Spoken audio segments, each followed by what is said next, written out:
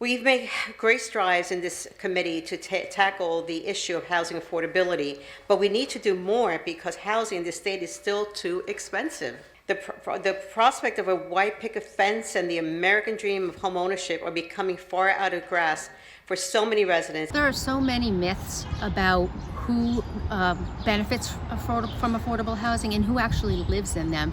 There's young adults that can't afford to go out and buy their own homes. They can't leave their family's home. There are young couples with kids or single moms. These are all hardworking people working typically 2 or more jobs, just trying to pay the high cost of rent throughout the state. There has been a 45% increase in homelessness in our state over the past 2 years.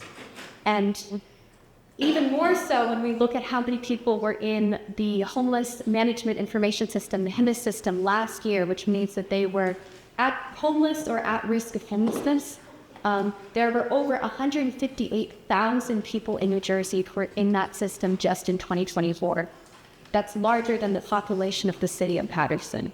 When it comes to housing, everything falls apart when you don't have stable housing. So stable housing produces less stable communities, produces less stable counties, produces less stable states. The social conditions that we're confronted with today wouldn't be here if everyone had a place to live.